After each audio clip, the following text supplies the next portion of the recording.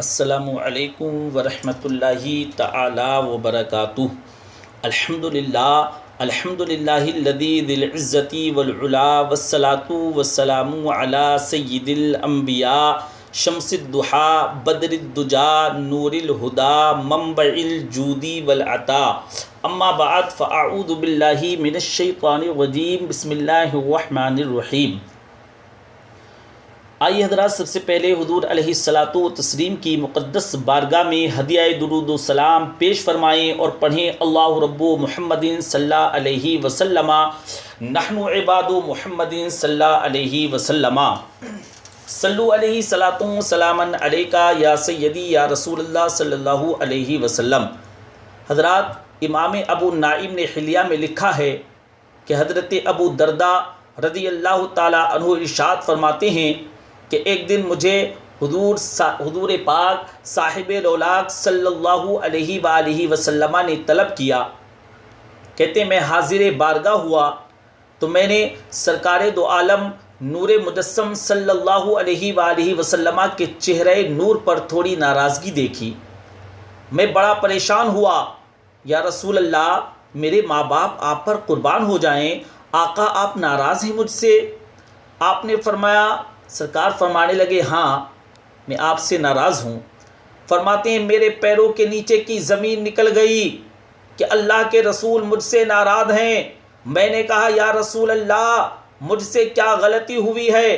تو حضور فرمانے لگے، ابو درداء، آج تم گلی میں چل رہے تھے، یا رسول اللہ چل رہا تھا۔ حضرت ابو بکر صدیق اعظم رضی اللہ تعالی عنہ بھی تھے، حضور وہ بھی تھے۔ فرمایا تم نے خیال نہیں کیا میرے ابو بکر کے آگے آگے چل رہے تھے، ابو بکر کے آگے آگے چل رہے تھے۔ فرمایا ابو درداء سنو نا، کسی پر سورج طلوع ہوا نہ غروب ہوا جو صدیق اکبر سے افضل ہے، ابو بکر سے آگے چلتے ہو۔ آپ یقین کریں تیزی کے ساتھ، اور وہ لوگ جنہوں نے ادب سکھانا تھا بات کر رہے ہوتے ہیں، جب ہم گفتگو کر رہے ہوتے ہیں، اور میں اکثر کہتا ہوں جب کوئی بندہ عظمت صحابہ بیان کر رہا ہو نا تو ایسا لگتا ہے کہ وہ صحابہ کی شان بیان نہیں کر رہا ہے، وہ کسی گروپ کو لتاڑ رہا ہے۔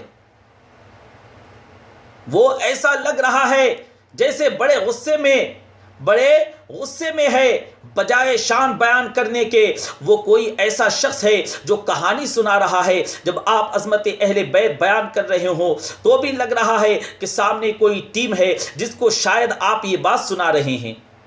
کبھی نہیں سنائیں، ویسے بھی جو بگڑ گئے، کم سنورتے ہیں بگڑنے والے۔ آپ عظمت صحابہ اور عظمت اہل بیت جب بھی سنائیں، رب کریم کو سنائیں یا محمد مصطفیٰ صلی اللہ علیہ وآلہ وسلم کو سنائیں۔ اللہ اس کے رسول صلی اللہ علیہ وآلہ وسلم کی رضا کے لیے بات کریں اور ان کو راضی کرنے کے لیے آپ ادب و آداب کے دائرے میں رہ کے آپ یہ چیزیں اختیار کریں۔ جب آداب ہوتے ہیں نا زندگی میں، انسان کچھ حدود کا، کچھ قیود کا پابند ہوتا ہے، کچھ حدیں ہوتی ہیں، اس کی کچھ حدیں ہوتی ہیں، اور جو لوگ بے ادب ہوتے ہیں نا ان کی کوئی حد نہیں ہوتی، اور ان کا کوئی اپنا بھی نہیں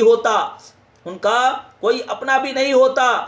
دنیا میں بد نصیب ہے وہ بیٹا جس کی ماں 100 دفعہ سوچے بیٹے سے بات کرتے ہوئے کہ پتہ نہیں کوئی بدتمیزی نہ کر دے۔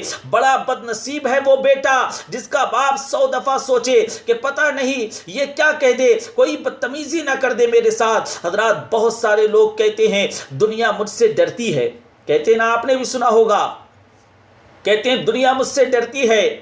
آپ سے ڈرتا کوئی نہیں ہے، آپ سے ڈرتا کوئی نہیں ہے۔ لوگ تیرے شر سے بچتے ہیں، لوگ تیری بدتمیزی سے بچتے ہیں، وہ تیرے شر سے بچتے ہیں کہ تو شریر آدمی ہے، تو عزت ادھیڑ دے گا۔ لوگ تیرے شر سے بچتے ہیں جب ادب آپ کرتے ہیں، جب آپ اکرام کرتے ہیں، جب آپ کا لب و لہجہ ٹھنڈا ہوتا ہے، جب آپ کا انداز میٹھا ہوتا ہے، جب آپ کو طور طریقہ آتا ہے، تو پھر آپ خوشبو بانٹتے ہیں، پھر لوگ آپ سے بھاگتے نہیں، لوگ آپ کے قریب بیٹھنا پسند کرتے ہیں۔ جب یہ آیت کریمہ نازل ہوئی، یا ایھا الذین آمنوا لا ترفعوا اصواتکم فوق صوت النبی، جب یہ آیت کریمہ نازل ہوئی تو ایک صحابی تھے حضرت ثابت بن قیس رضی اللہ تعالی عنہ، انہیں ثقل سماعت کا عارضہ تھا، یعنی اونچا سنتے تھے، کانوں میں تکلیف تھی، اونچا سنتے تھے۔ جو آدمی اونچا سنتا ہے نا، بولتا بھی اونچا ہی ہے، یہ سمجھتا ہے سارے ہی بہرے ہیں، کیونکہ اونچا سنتے تھے، بولتے بھی اونچا تھے۔ نبی کریم صلی اللہ علیہ وآلہ وسلم کے حضور جب یہ حاضر ہوتے، کوئی بات جب سرکار سے کرتے تو ذرا اونچا بولتے۔ جب یہ آیت نازل ہو گئی نا کہ اپنی آوازیں حضور صلی اللہ علیہ وآلہ وسلم کی آواز سے اونچی نہ کرو، تو یہ گھر کے اندر قید ہو گئے اور اندر سے کواڑ بند کر لیے، اور دروازے کے انہوں نے اپنے گیٹ کے جو کواڑ تھے وہ بند کر لیے، گیٹ کو کلوز کر دیا، روتے جا رہے ہیں، روتے جا رہے ہیں، روتے ہیں، تڑپتے ہیں، زاروں قطار روتے جا رہے ہیں۔ 3 دن مسلسل روتے رہے، اپنے آپ کو گھر میں بند رکھا ہوا تھا حضرات، گھر میں 3 دن تک یہ روتے بھی رہے، اپنے آپ کو مسلسل انہوں نے بند بھی کر رکھا ہوا تھا اپنے گھر کے اندر۔ حضرات اگر گرا جو ان کی نگاہ سے وہ سنبھل نہیں سکتا، گرا جو ان کی نگاہ سے وہ سنبھل نہیں سکتا۔ حضرت عاصم رضی اللہ تعالی عنہ ایک صحابی تھے، وہ ان کے محلے کے تھے، تو نبی پاک صلی اللہ علیہ وآلہ وسلم نے ان سے فرمایا وہ ثابت بن قیس نظر نہیں آ رہے ہیں؟ 2-3 دن گزر گئے، عرض کی یا رسول اللہ، کہتے ہیں آیتیں میرے بارے میں آ گئی ہیں، کہتے ہیں یا رسول اللہ، وہ یہ کہتے ہیں کہ میرے بارے میں آیتیں آ گئی ہیں، اور وہ تو انہوں نے اپنے آپ کو کمرے کے اندر قید کر لیا، روتے جاتے ہیں۔ حضور نے فرمایا جاؤ انہیں بلا کے لاؤ۔ کسی نے کان میں جا کے کہا چلو تمہیں اللہ کے رسول نے بلایا ہے، تمہیں آمینہ کے لال نے بلایا ہے، آپ کو کریم آقا بلاتے ہیں۔ تو حضرات یہ سرکار دو عالم نور مجسم صلی اللہ علیہ وآلہ وسلم کی بارگاہ میں حاضر ہو گئے،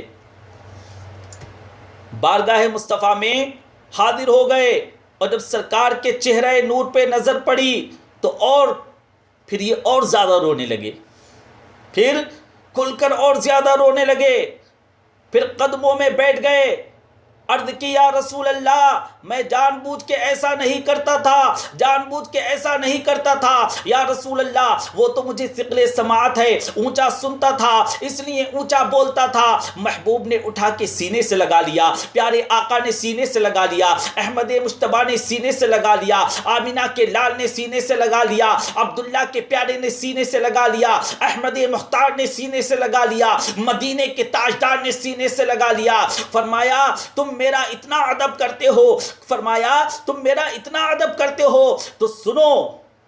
سرکار نے فرمایا سنو، پھر میں تمہیں 3 بشارتیں دیتا ہوں، تمہیں 3 خوشخبریاں دیتا ہوں۔ یا رسول اللہ وہ کیا ہیں؟ یا رسول اللہ وہ کیا ہیں؟ حضور فرمانے لگے رب تبارک و تعالی تجھے عزت والی زندگی عطا کرے گا۔ نمبر 1 رب تبارک و تعالی تجھے عزت والی زندگی عطا کرے گا۔ نمبر 2 اللہ تجھے شہادت کی موت عطا کرے گا۔ اور نمبر 3 قیامت میں حساب نہیں لے گا، بغیر حساب و کتاب جنت عطا کر دے گا۔ 3 بشارتیں سرکار دو عالم نور مجسم صلی اللہ علیہ وآلہ وسلم نے عطا فرمائی۔ 3 بشارتیں اس بنیاد پر کہ وہ ادب کرتے، اکرام کرتے۔ صحابہ جب حضور صلی اللہ علیہ وآلہ وسلم کی بارگاہ میں حاضر ہوتے تھے نا تو اپنی انگلیوں کے پوروں سے دروازے پر دستک دیتے، اتنی ہلکی سی آواز کہ بس کانوں تک آواز چلی جائے، کچھ سخت انداز اختیار نہیں کرتے۔ ہمارے یہاں نا غلطی سے کوئی بندہ کسی وقت مجبور ہونا فون نہ اٹھا پائے تو لوگ اس کو کرتے ہی رہتے ہیں، ان کو ادب ہی پتہ نہیں، بار بار کالز کرتے، اتنی کالز کرتے ہیں انسان پریشان ہو جائے۔ دروازہ کتنی دفعہ مجھے بتائیں کسی کا کھٹکھٹانے کا حکم ہے؟ 3 دفعہ کھٹکھٹانے کا حکم ہے۔ اگر کسی نے نہیں کھولا تو آپ احتجاج کرنا چاہیں گے یا چپ کر کے اپنے گھر پر آ جائیں گے، یا چپ کر کے اپنے گھر پر آنا چاہیں گے؟ میرا خیال ہے وہاں دھرنا دے دینا چاہیے۔ کیا اب تم نے دروازہ نہیں کھولا، ماں بدولت آئے تھے، دروازہ ہی نہیں کھولا۔ ایک بڑے پیارے ہمارے دوست ہیں، محبت ہے، تو وہ فون کیے جا رہے تھے. میرا یہ مسئلہ بن گیا کہ میں نماز پڑھ رہا تھا اور فون مجھ سے کھلا ہی رہ گیا.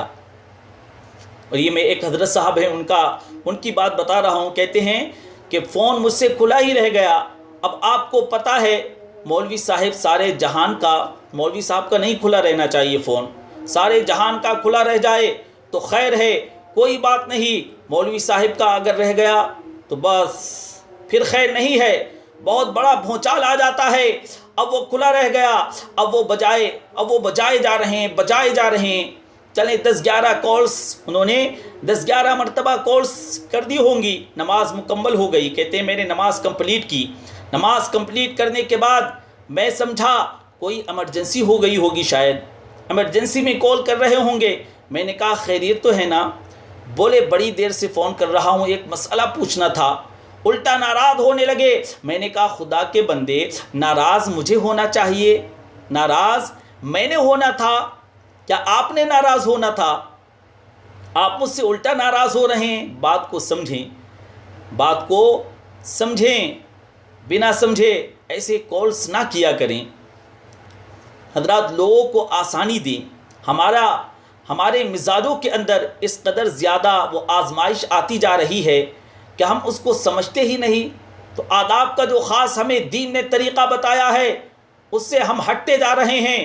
جب ہم ادب کرتے ہیں، جب ہم اکرام کرتے ہیں، جب ہم ایک دوسرے کے لیے بازو پھیلاتے ہیں، پھر معاشرے کے اندر خوشبو پیدا ہوتی ہے، پھر اس کے اندر حسن پیدا ہوتا ہے، پھر اس کے اندر اکرام پیدا ہوتا ہے. لیکن جب ہم بے ادبیاں کرنے لگتے ہیں، بس چونکہ میں نے کہہ دیا، کیونکہ میں کر رہا ہوں، چونکہ میری باری ہے، آپ یقین کریں وہ بات ہو رہی ہوتی ہے نا.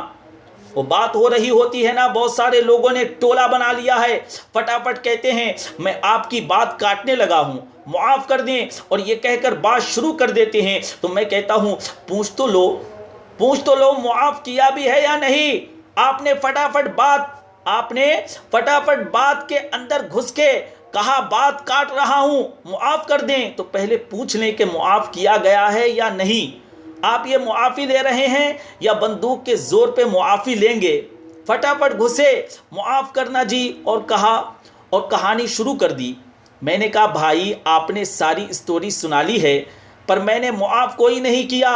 معافی تو میں دوں گا تو آپ کو ملے گی، معافی تو میں دوں گا تب آپ کو معافی ملنا ہے. کبھی بھی سوء ادب نہ کریں.